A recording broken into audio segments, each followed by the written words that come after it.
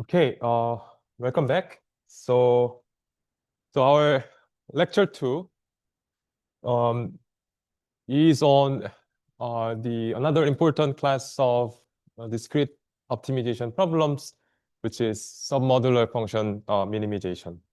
And I guess so last year in this lecture series, I have talked about submodular function minimization, but that was based on this kind of like polyhedral techniques based on separation algorithms. But today uh, we'll use a slightly different algorithm, um, and that is more relevant to this first order convex optimization methods.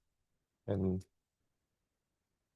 okay, so but our review submodular functions and their properties and examples that are relevant. And I guess the important concept that we'll focus primarily on is this concept of robust extension for submodular functions. Okay? So as soon as you define these robust extensions, then how you apply the submodular or the subgradient method for convex optimization, that part gets clear. Okay? So the main bit of today's lecture will be devoted to this concept of robust extensions. Okay? Right. So let E be a set of elements, and we define set functions. So you basically take a subset and measure its quality with this set function f. And we say that that function is submodular, then if it satisfies this inequality. So you take two subsets A and B. The left-hand side is a sum of these function values, and the right-hand side measures the union value and the intersection value. So for any pair of two subsets A and B, if you satisfy this inequality, we say that the set function is submodular. And it is you can rewrite or re-express this condition by something called the diminishing marginal returns property. And that's are not okay. So that is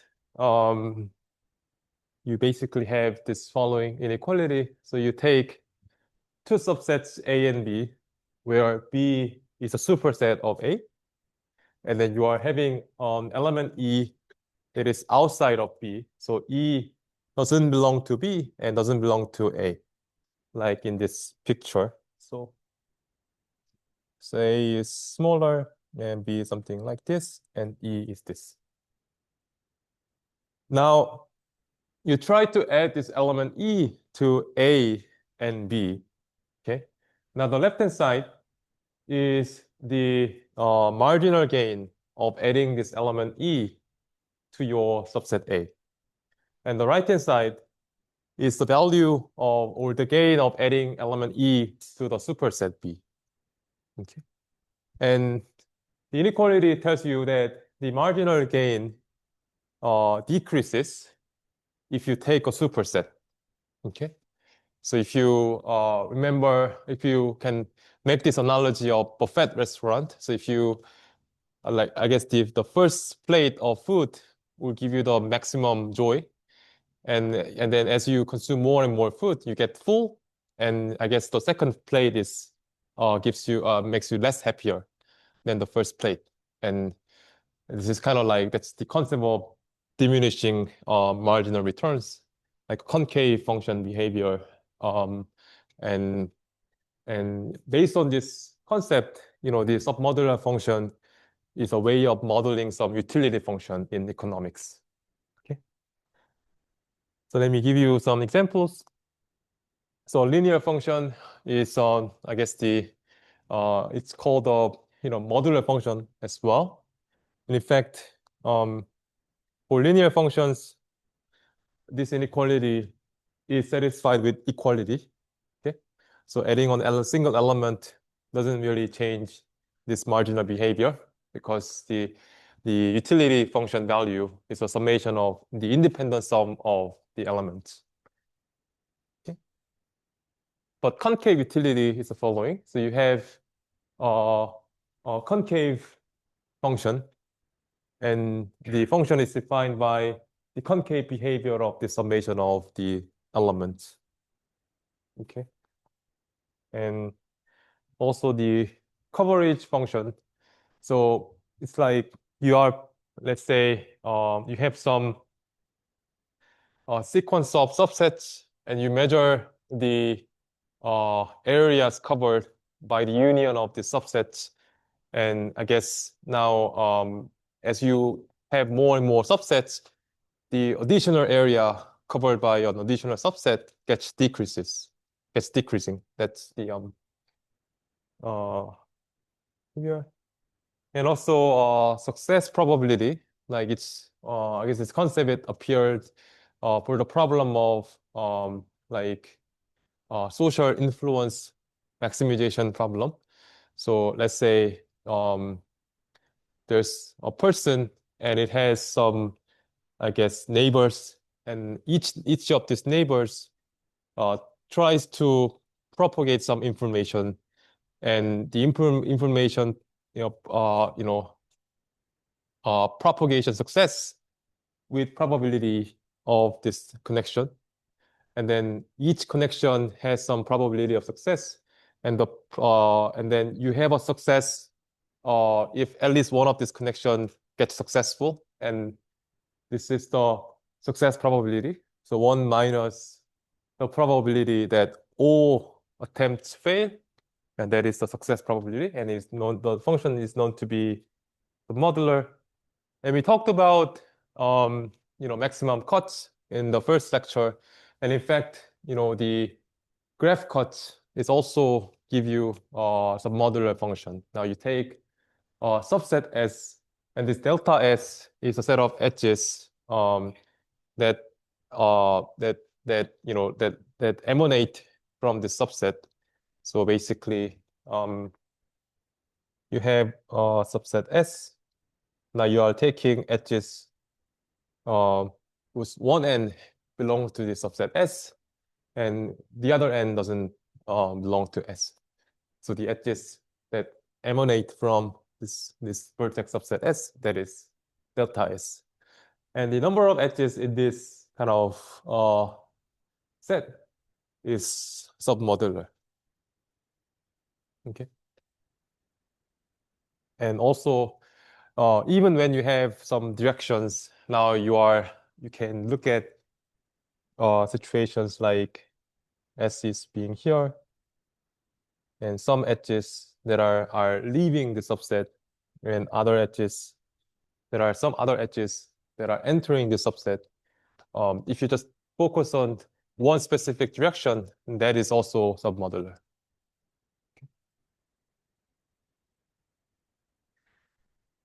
And in matroid theory, there's this concept of matroid rank functions.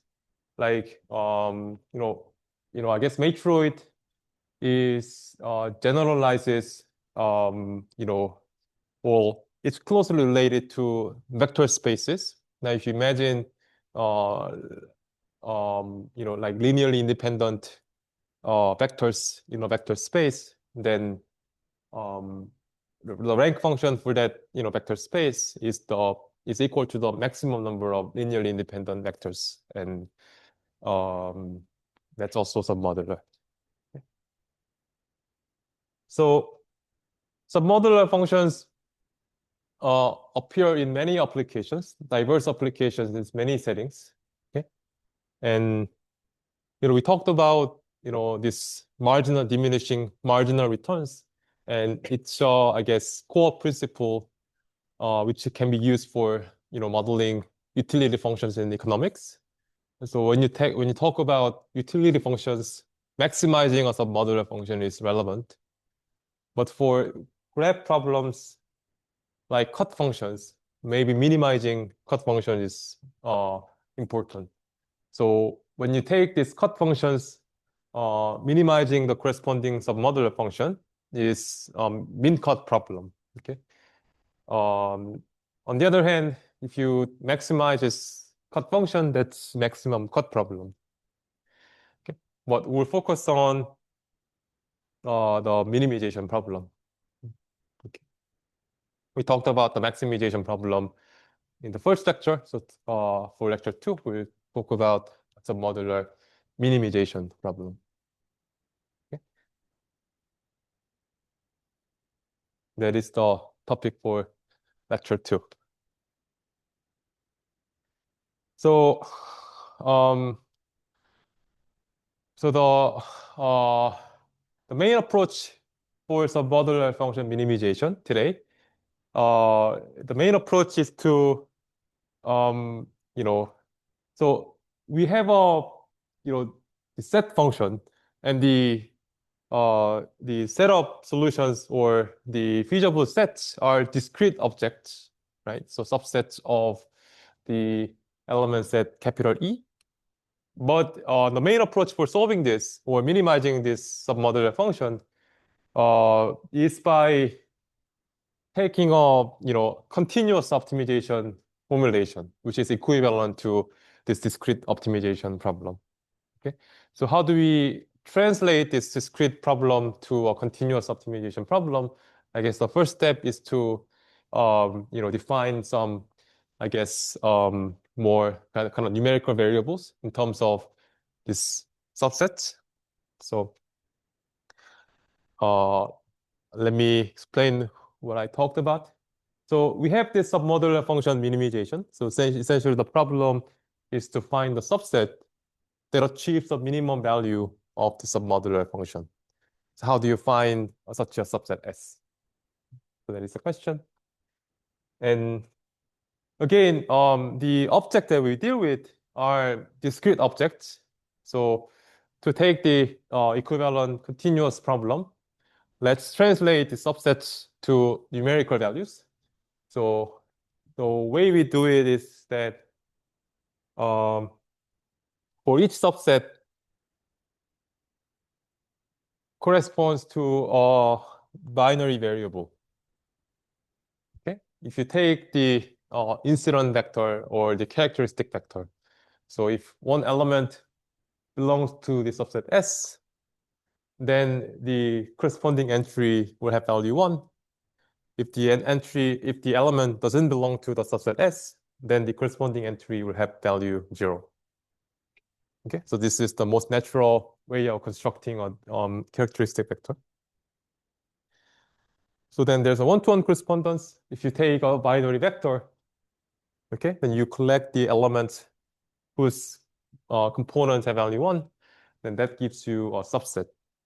Okay, this is not too difficult. So then you can relate this set function to a function over binary vectors.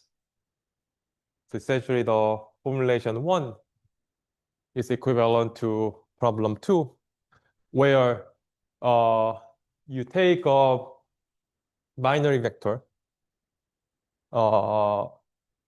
whose value is minimized. Now this function f can be interpreted as a function over binary vectors. Okay, nothing too fancy. We have just natural translation. Any question? Yeah.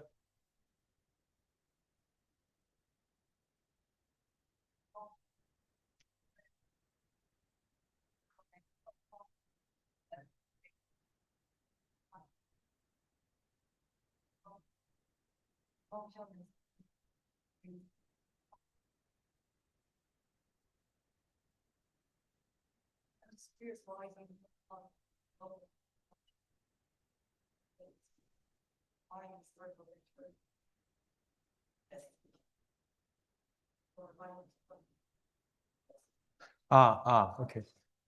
Okay, so in the last lecture we saw that this SDP-based algorithm gives you 0.878 approximation algorithm.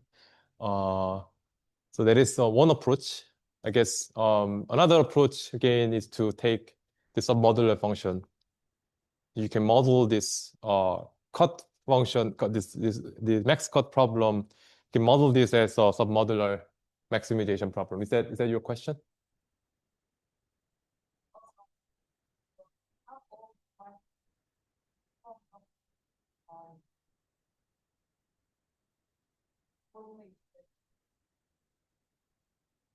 Right, right. So for even in the last lecture, we talked about the case when the coefficient matrix is positive semi-definite, but max cut corresponds to the Laplacian matrix. So you are right that it's not always the case that any quadratic function can be formulated as a submodular function. You're right. Does that answer your question? Right. But you can again you can take this submodular function maximization formulation, but the guarantee is worse than 0.87. So for submodular maximization, for general class of submodular function maximization, the approximation ratio is about 0.63 or something. It's worse than 0.87. So and STP and the submodular functions, they are not that related, I would say. I mean, like there's a connection for the class of the max cut problems, but they are two different approaches. All right, so okay, so we have this, again, the main idea from this slide is that we have a set function defined over subsets of this element set E, but we define numeric function, which is defined over the set of 0, 1 vectors. Okay, that's the main lesson from this lecture, this slide.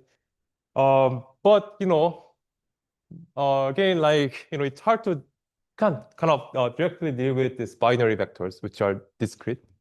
So the idea is to extend this function, the binary functions, to functions over continuous vectors, which will be the concept of the Lovász extension.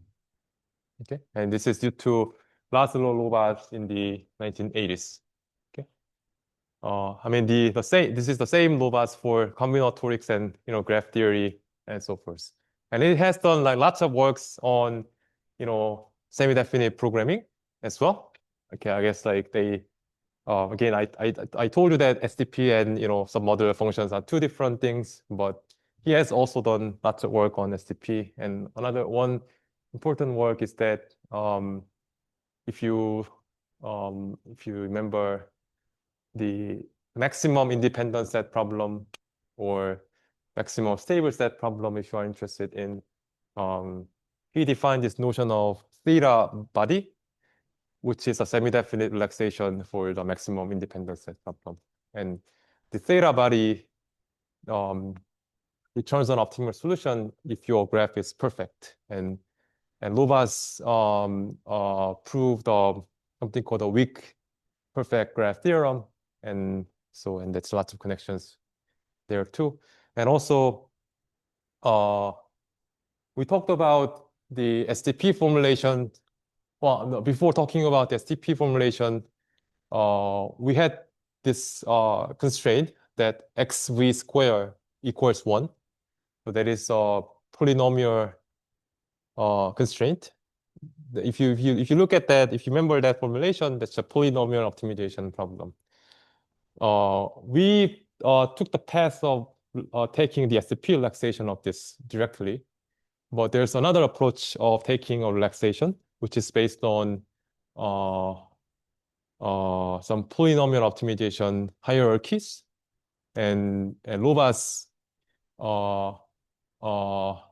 made a kind of strong contribution there too, which is called the Lovász-Scriber hierarchy, and that's on kind of like semi-definite programming hierarchies for problems. But okay, that's just side remark. But let's get back to what we talked about. So we will define the Lovász extension of a submodular function, which essentially extends the set of 0, 1 vectors to vectors in the 0, 1 hypercube. Okay, where vectors can have like fractional values. So let's take x, which can be a fractional which can have fractional values between 0 and 1. Okay, so f hat is called the Lobas extension, which is defined this way. So what is this thing? So here you take a chain of subsets. So S0 is the empty set, and SE is the entire set, and you are adding one element by one. You add one element to the empty set, and you get S1, and you get a new element to S1, then you get S2, and you repeat this process. So you have a chain of subsets. Okay, and then you determine the coefficients lambdas by you have this characteristic vectors for the subset, and you assign coefficients. You determine lambdas so that this expression on the right hand side coincides with the vector x. Then the function value of Lobas extension is this.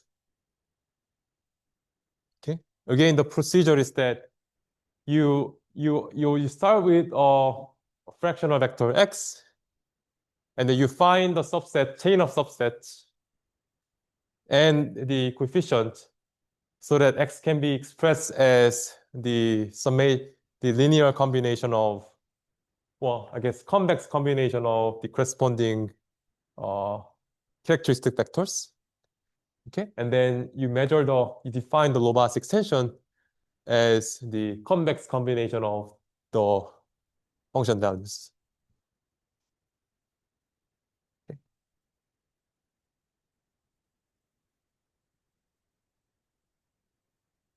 This looks a bit random if you at a first glance, but it can be expressed in another way, which might be more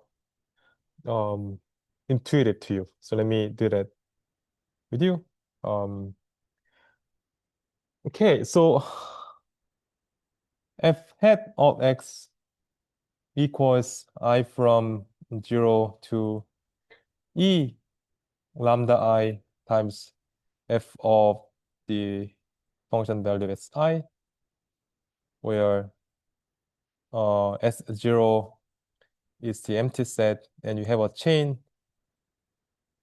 SE that coincides with the entire subset. Okay. So essentially, you have S1 that is one element, and S2 has the element for S1 and a new one, and S3 has three elements, and the two of them give you S2, and you get a new element, and you repeat SE. Okay. Let's give indices for these elements. Okay, so this is the element pi 1, and this is element pi 2, pi 3, and this is pi e. Okay, so essentially pi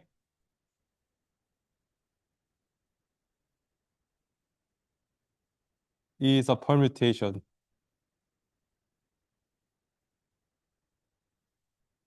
Okay, so pi 1 is, you have the original labeling, but pi is a permutation that we take.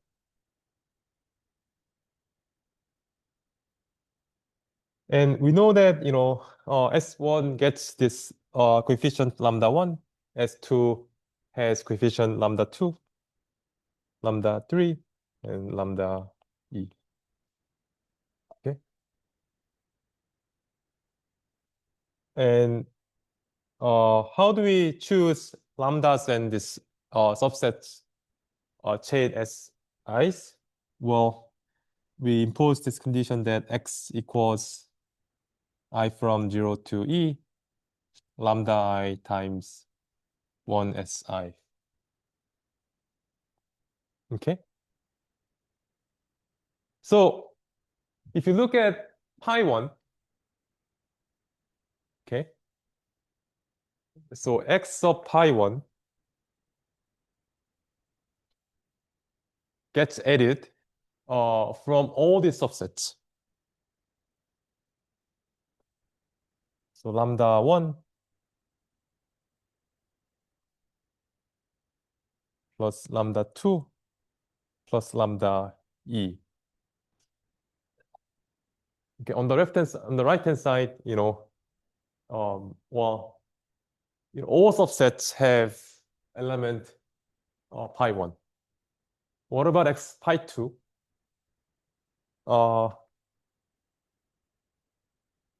The first subset S1 doesn't have pi 1, pi 2, but the other ones have pi 2. So it's equal to lambda 2 plus lambda e. Okay, and well, x pi e, the last element, its value is equal to lambda of e. Okay, then what is lambda 1?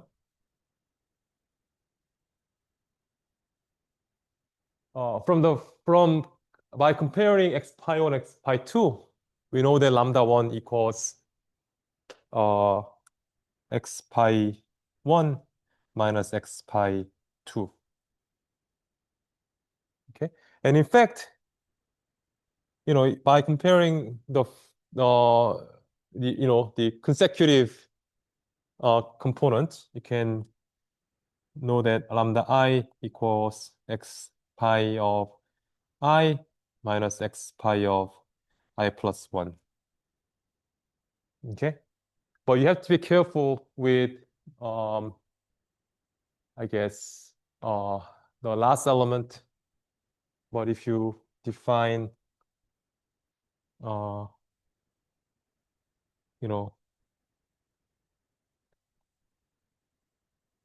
define x pi of e plus 1 to 0, then this relation holds without any problem.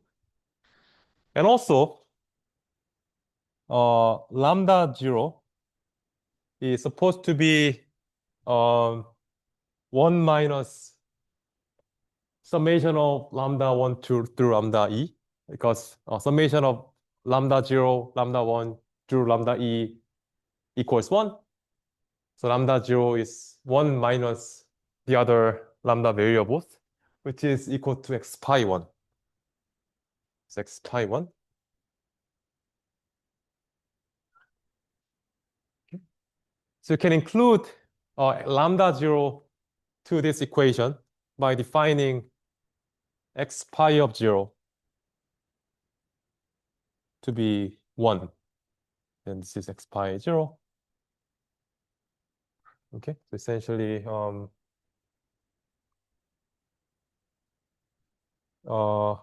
you have lambda I equals x pi of I minus x pi of I plus 1 for I from 0 to e, where x pi of 0 is 1 and x pi of e plus 1 defined to be 0. Okay. Then essentially, pi head of x, which is defined by a from 0 to e, lambda I times f of 1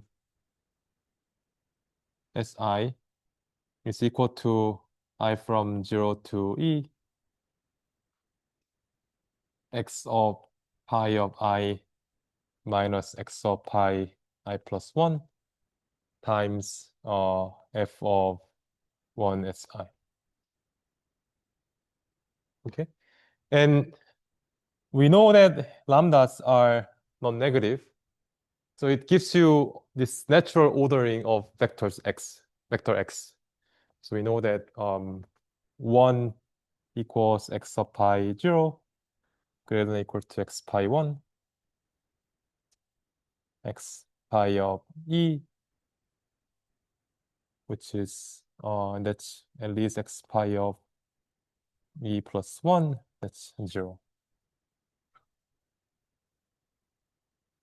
Okay, again, what I've done is the following. So we have this definition of the Lobas extension, and we just kind of look deeply into what's going on with x and si's, and we got this relationship that lambda I is equivalent to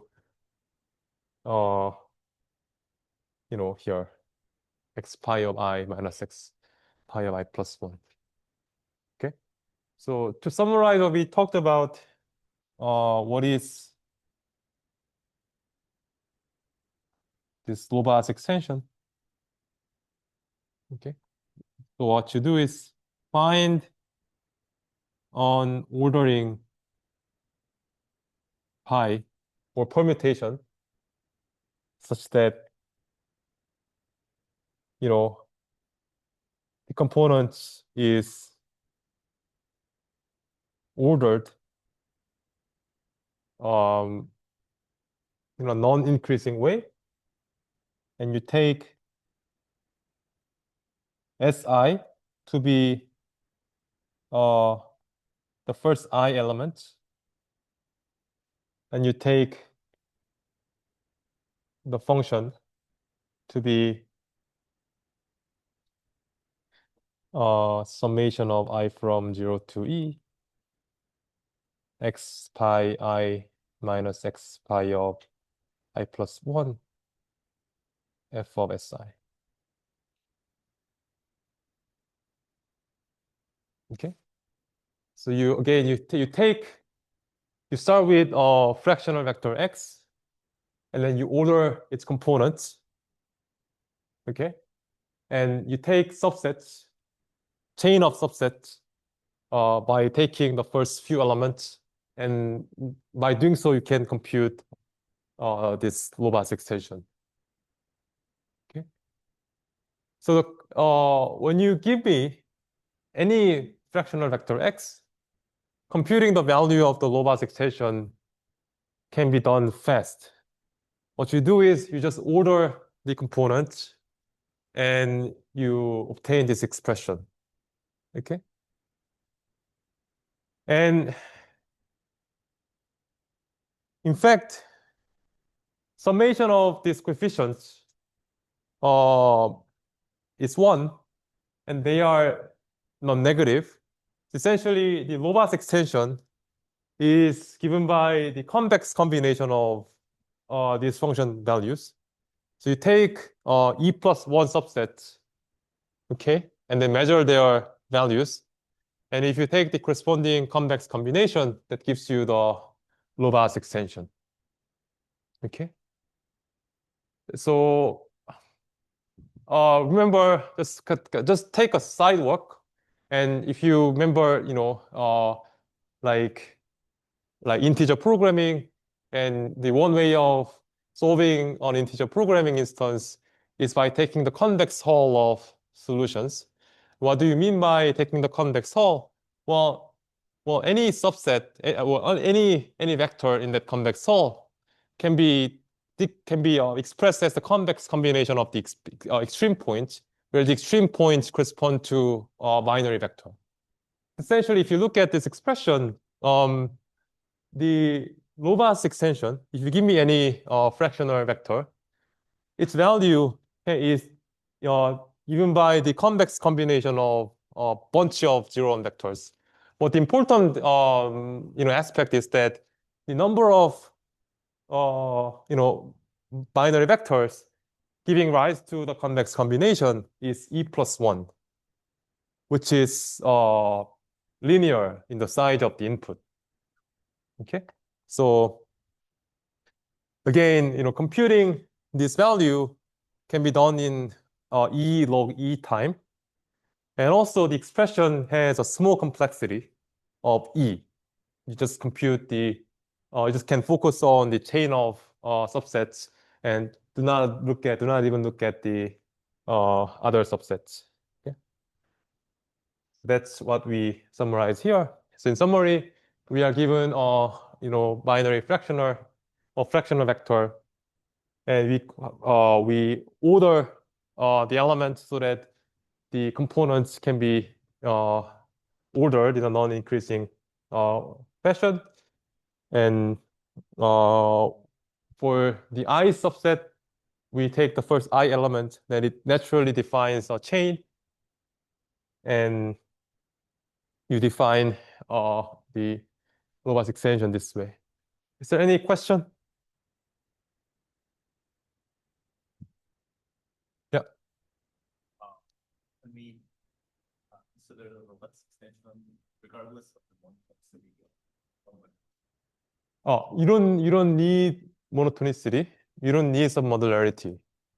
You can take any subset, any set function, and you can define the robust extension. But the robust extension has nice properties if your function is submodular. That's what we're going to prove. Okay. Why is it Okay, so F was defined over binary vectors, but now you can fill in the kind of middle region in the hypercube, and now we can deal with fractional components. Any other question?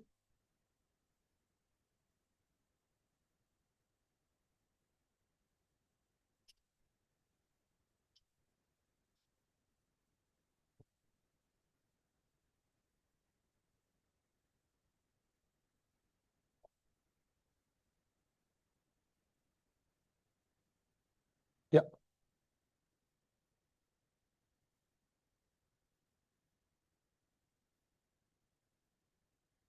I can't hear you. Sorry.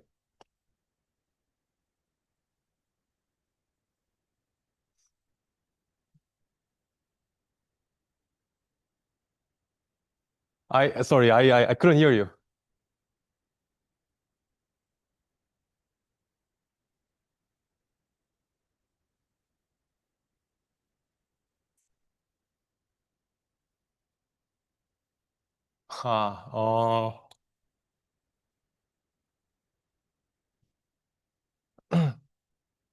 Okay. I think so. Basically, um,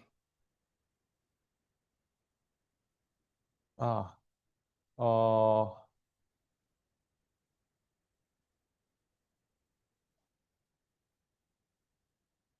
yeah. So uh, so first of all, so there are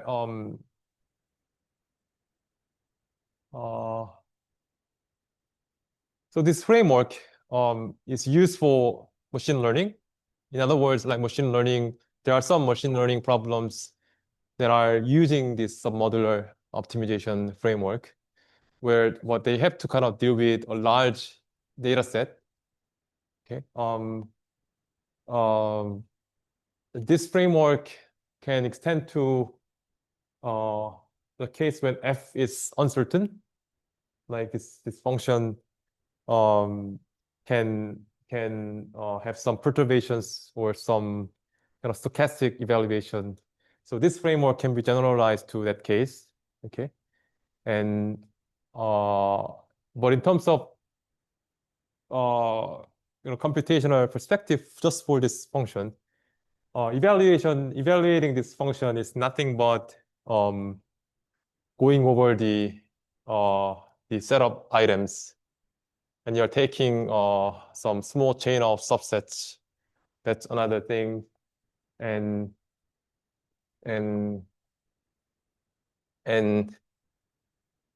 it's like, and because it's a convex combination of these subsets, you can evaluate the expected value of this by taking the convex combination of expected values for the subsets. And it's just such an easy form for which you can apply the stochastic gradient. And in fact, there's something that I want to tell you. We'll prove that okay. In the next slide, we have this expression. So the Lovász extension is actually the expectation of the function value of some random subset. Okay, so it's okay, how do I tell you? So you might be questioning whether evaluating this still takes a lot of time when the set of elements is large, but getting a kind of some noisy evaluation of this can be easily done. You just take a random variable, random threshold, and you collect items whose values are above this threshold, and that's it. That gives you a kind of stochastic evaluation of this function, and you can use that. Okay. I assume that's how you do it in practice. Yeah. There are any good kind of n factorial forces? Is there any good permutation, bad permutations on all possible? Well, I think you are just using this permutation. Yeah, is that your question?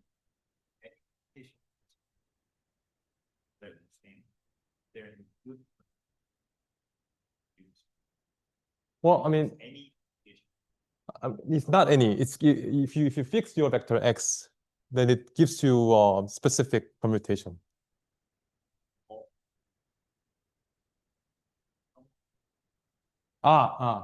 So you're saying, well, I think if you take any permutation, you can create a vector which conforms to the ordering. So what it means is that you cannot just kind of focus on a specific subset of permutations. You have to look at all possible permutations. But when you take one vector, its corresponding permutation is just fixed. That's any other question?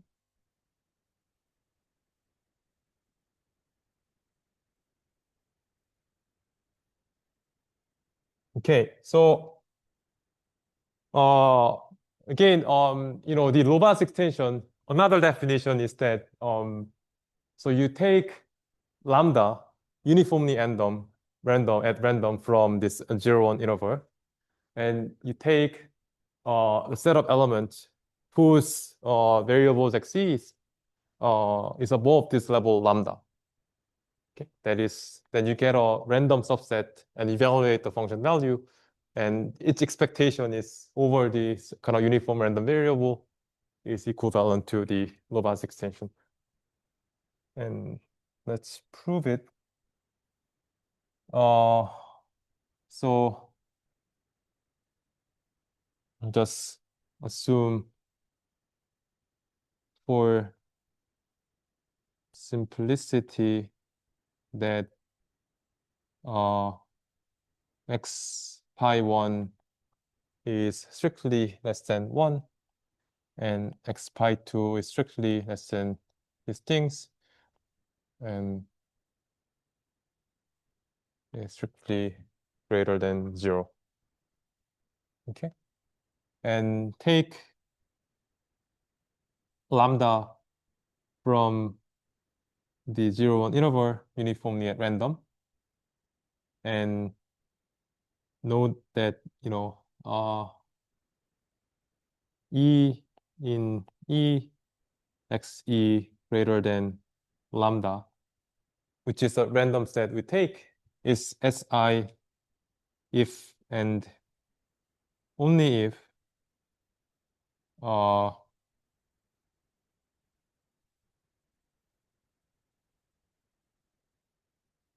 I think x pi of I is greater than or equal to lambda and strictly greater than x pi of I plus 1. Is that correct? Yeah.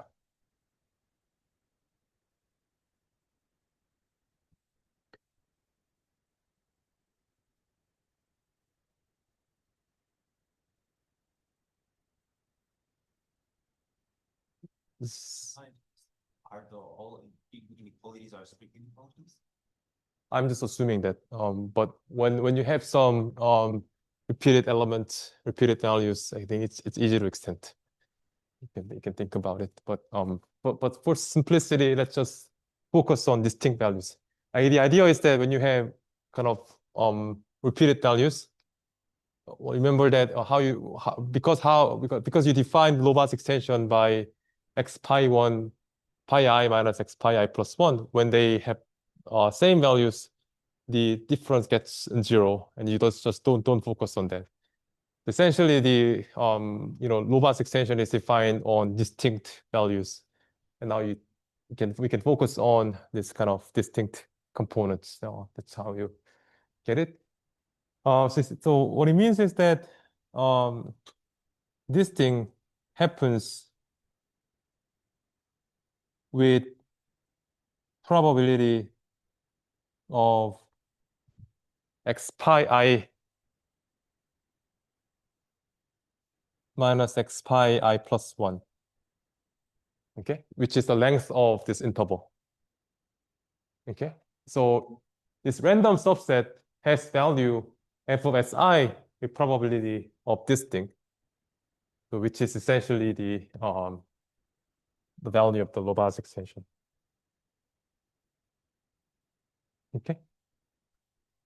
Again, this gives you this suggests easy stochastic sampling regime. So when you have a large number of elements, you just, instead of going over all its component, you take this lambdas and you just take one subset and measure the value of this subset, and that's it. That will be the stochastic approximation of it. Next, what we will show is that if function is submodular, then the low-pass extension is convex. Okay, that's what we are going to show. And to show that, we introduce this concept of lower envelope. So that is the following. So the lower envelope F minus is defined this way. Okay, so what is it? Well, when you have X here, and then now you take all possible assignments of lambdas, so that the convex combination of subsets gives you X. So this fractional vertex vector X can be expressed as a convex combination of a bunch of subsets, but there can be many ways of doing so. Okay. So low-pass extension gives you a compact representation of E plus 1 subsets, but there can be many ways of deducing the equivalent convex combination with many subsets. Okay. Now when you take a different convex combination, its function convex combination of corresponding function values can be different. Okay? Among this possible way of deducing the same convex combination, you take the minimum of the corresponding function value. So this is the lower envelope. Okay. But if you take the binary vector, the lower envelope has the same value as the original function value. And the reason is that, let's say, note that x in 0, 1, E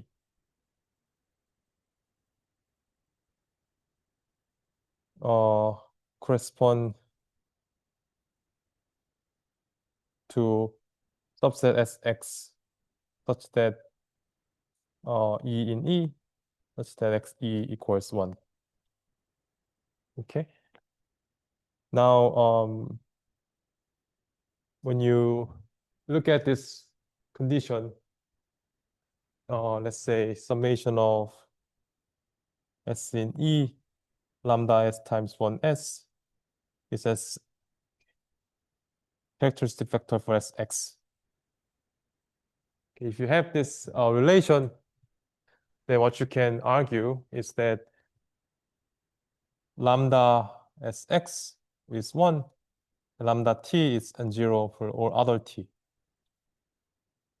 Okay, so what it means is that if you take a 0, 1 vector, then there's a single convex combination that corresponds to the vector x.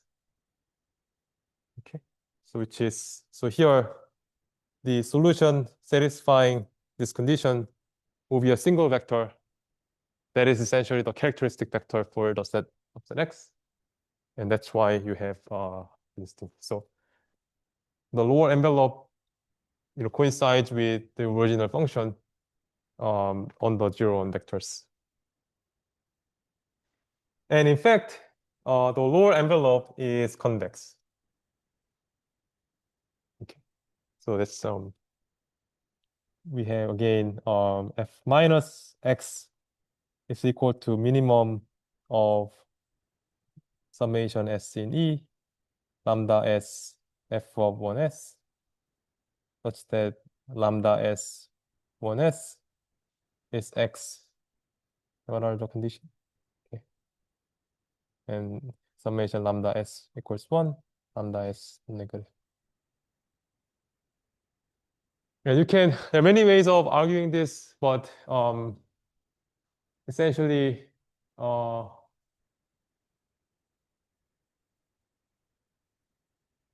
yeah, this is kind of like a piecewise, linear function in terms of lambda, and you take the minimum of them, and that's why.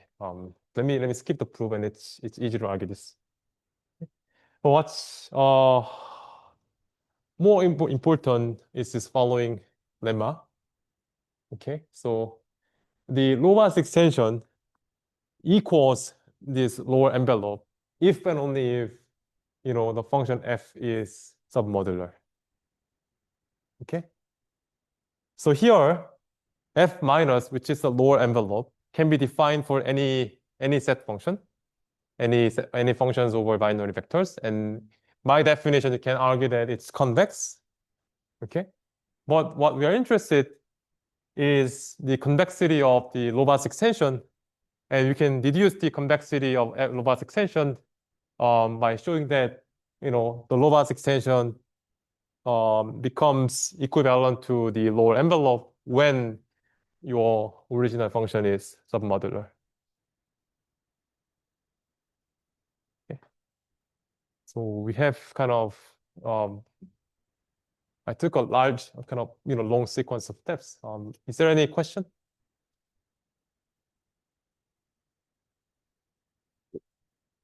Yeah. Binary. It can also be defined for fractional vectors. Yeah.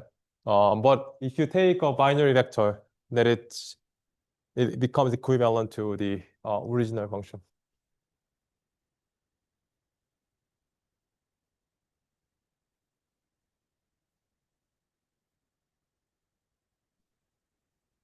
Any other question?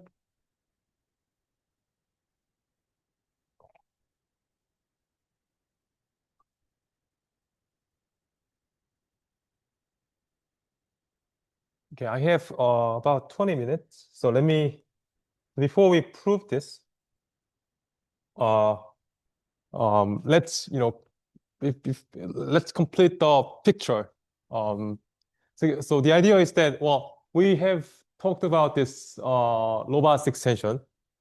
Okay, so what this lemma says is that if you start with a submodular function, the Lovász extension is a convex function, and it has the same value as the original function if you take binary vectors. Okay, and that means that you can instead of working over the original submodular functions, we can take the Lobas extension and work over the set of fractional vectors. And we know that if the Lobas extension is convex, then the resulting problem is a convex minimization problem. Okay? Let's talk about that first before we prove this. So we just argued that the original submodular maximization or minimization problem can be written as follows. So we take the Lobas extension, and now the feasible set is the set of points in the 0, 1 hypercube. In which case you can have some fractional values, values between 0 and 1. And we know that when your function is submodular, the original function value and the lower envelope and the Lobas extension, they all coincide. And note that the Lobas extension is equal to the lower envelope, and it's lower bounded by this thing just because f minus of x is equal to lambda as f of 1s for some lambda.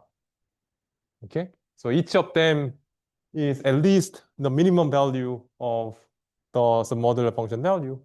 So this thing is at least this one.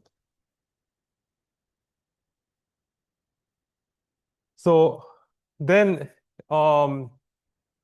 we can take projected subgradient to solve this formulation.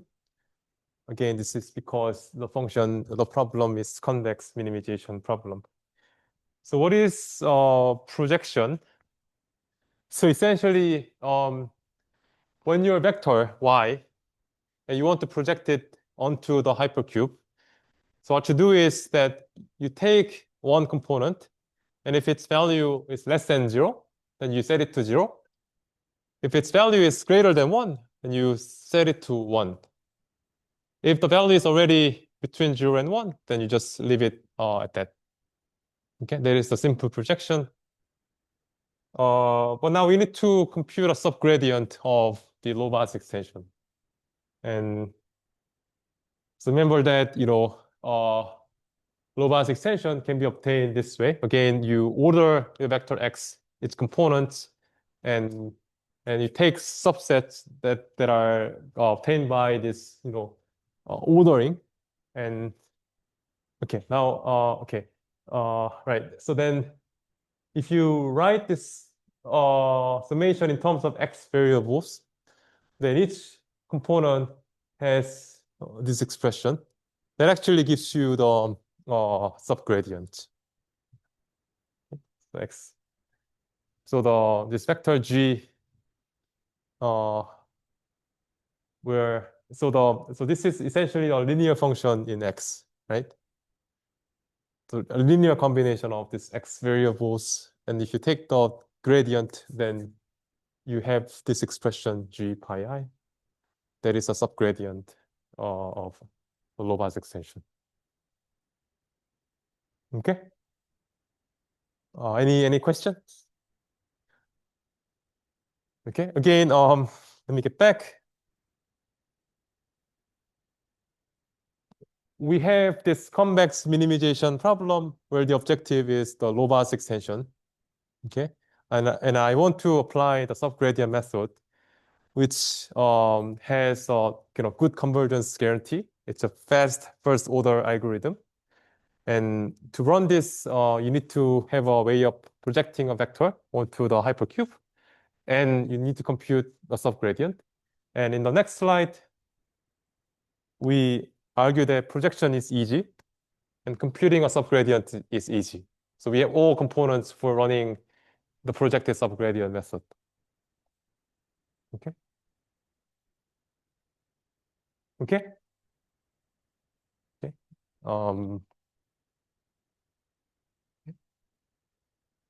What it means is that we have an efficient algorithm for solving the formulation 3. You just run the projected subgradient method. Okay? It has a convergence guarantee of 1 on 1 on epsilon square if you want to achieve epsilon accuracy. Okay. Now, suppose that you have computed an optimal solution X star for that convex minimization problem by running the projected subgradient method. Now the question is, how do you recover an optimal subset?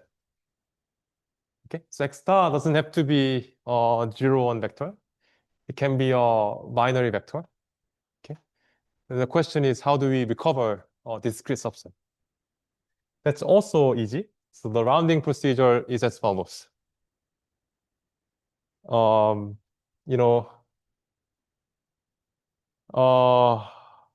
so right, so because our convex minimization formulation is equivalent to the submodular minimization problem, X star, the right-hand side, is equal to the optimal value for submodular minimization. So it's equal to min f of 1s S in E. Okay, so for any subset S, the value of the Lobas extension for X star is a lower bound. Okay, and on the other hand, the Lobas extension can be written this way. It can be expressed as the convex combination of at most E plus 1 subsets. Okay, and that if you take the minimum of this, so all these subsets are basically the optimal solutions.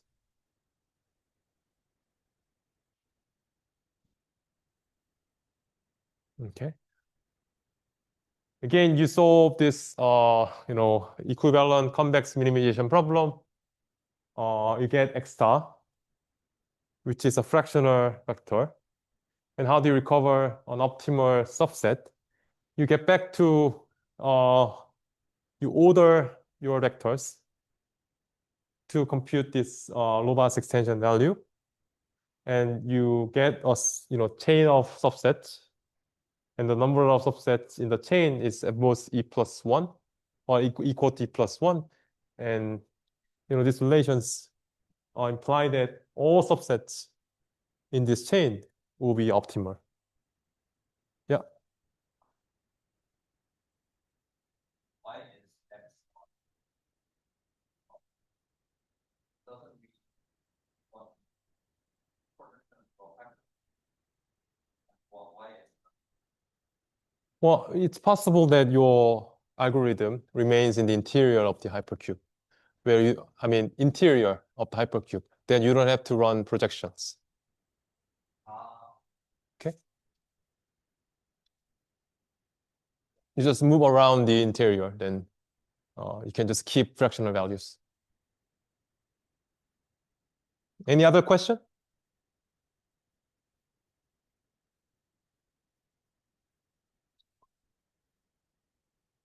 Okay, so let's just summarize what we just talked about. So we have this submodular function minimization problem over the set of 0, 1 vectors. And this is a discrete optimization problem. And I want to take a continuous counterpart for this. And the idea was to define this notion of the Lobas extension to consider any vector in this 0 hypercube where vectors can have fractional values. And although the definition is a bit tricky, it admits an equivalent definition. You basically order your vectors components and you take this expression. Okay? And in fact, it can be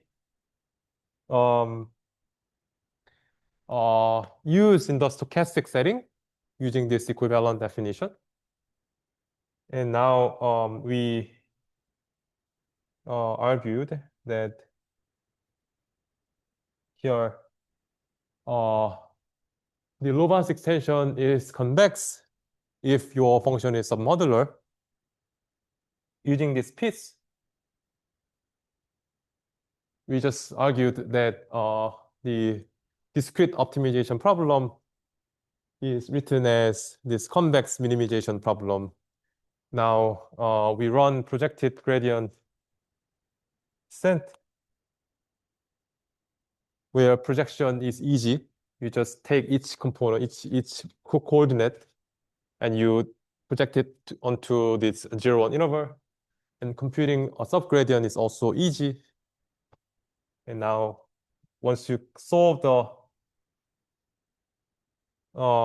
this convex minimization problem and obtain X star as your optimal solution, then you get to the Lorenz extension and obtain a corresponding sequence of subsets. And you realize that all these subsets are optimal solutions. And if you take one of them, any one of them, that will give you an optimal solution to the original submodular minimization problem. Okay. Any question?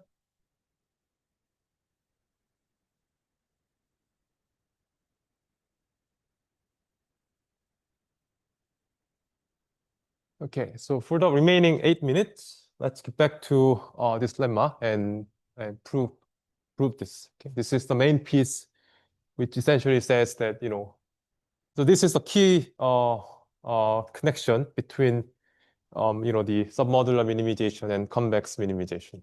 Okay? So the proof is neat.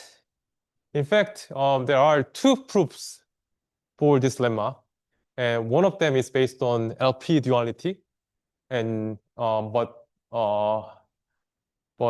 the proof that I present is simpler, but it's more combinatorial, I would say. But if you are interested in this lemma, this area, I guess you can search for the LP duality based proof, which relies on the strong duality theorem. Okay, well, let me avoid that. Okay, so F minus. Okay, let's prove this direction. So you assume that F is a modular.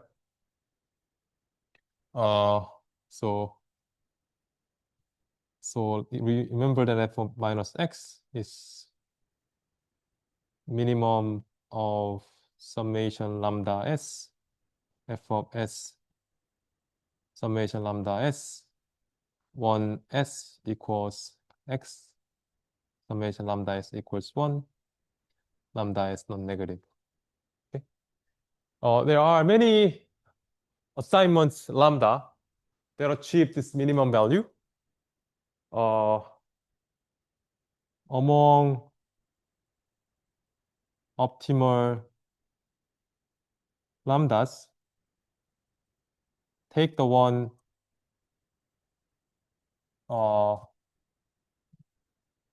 maximizing summation of lambda S times the cardinality of S squared. Okay. There can be many optimal solutions, but among them, I take the one maximizing this expression. Okay. Suppose that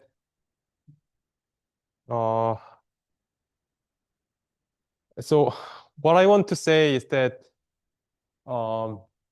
if you take the one maximizing this expression, that naturally gives you a chain.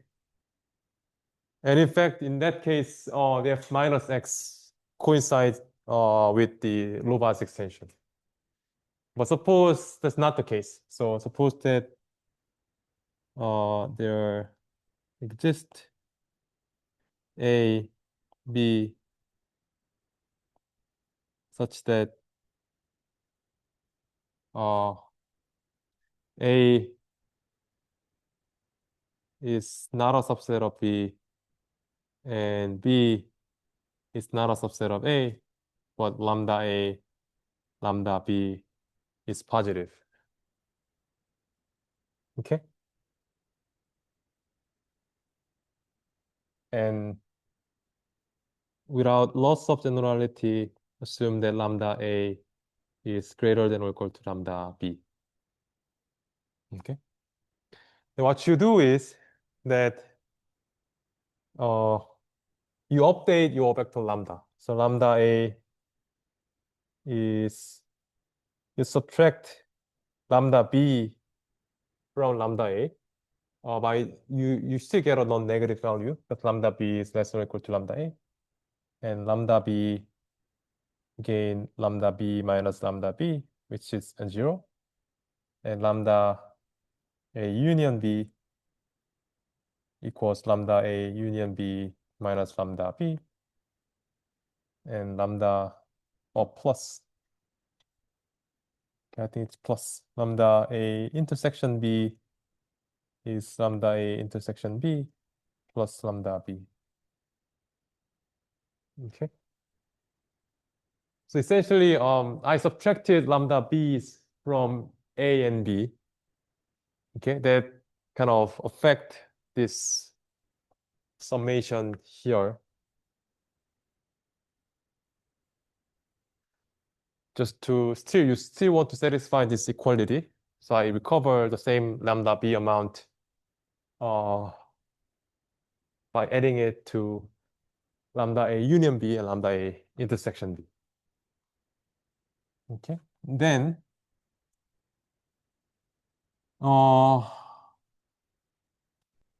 you can prove that A union B squared plus A intersection B squared is equal to A squared plus B squared plus 2 B sub A minus A times A minus B. This is not, this is something you can argue, okay? But we know that A doesn't belong to B and B doesn't belong to A. So each of these terms is strictly positive. So this is greater than A squared plus B squared. Okay, but we were looking at lambda S times S squared.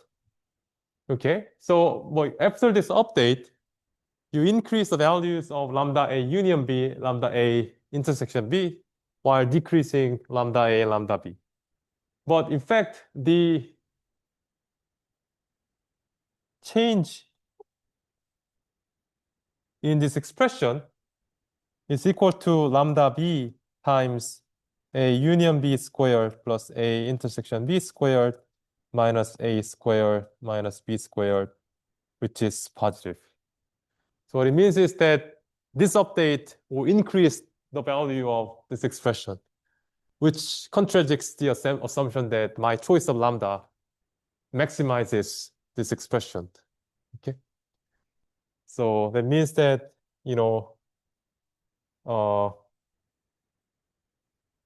contradiction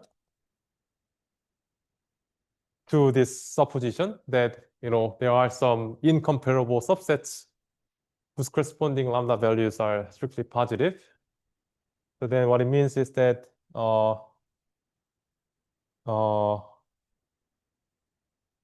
you can find lambda S1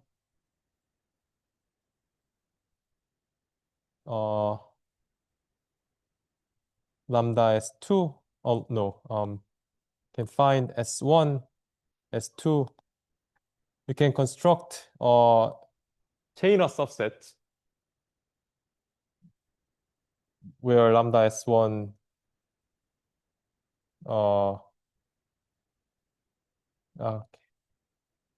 if S is not Si, then lambda S is 0. And it defines a chain of subsets and gives you the Lobas extension. Okay, and for the other direction, so suppose that F is not submodular, then there exist A and B that are subsets of E such that Fa plus FB is less than FA intersection B plus FA union B plus F intersection B. Then you take X equals 1 over 2 times 1 of A plus 1 over 2 times 1 of A and 1 of B. Okay. Then this is equal to 1 over 2, 1A union B plus 1 over 2, 1A intersection B. Okay, so this is actually the chain. So the empty set A intersection B, A union B, E. So then F of head of X equals 1/2 F of A intersection B plus 1/2 FA union B.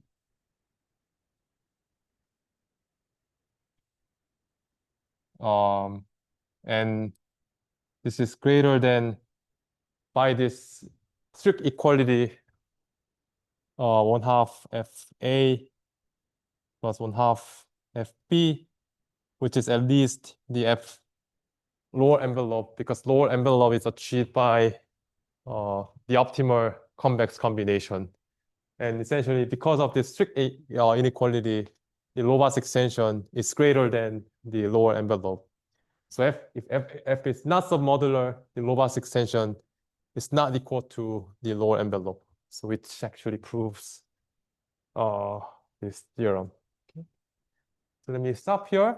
So far we have talked about max cut and submodular function minimization, and in the afternoon we'll get to some machine learning problems and talk about some like iterative algorithms for solving them. Okay. Thank you.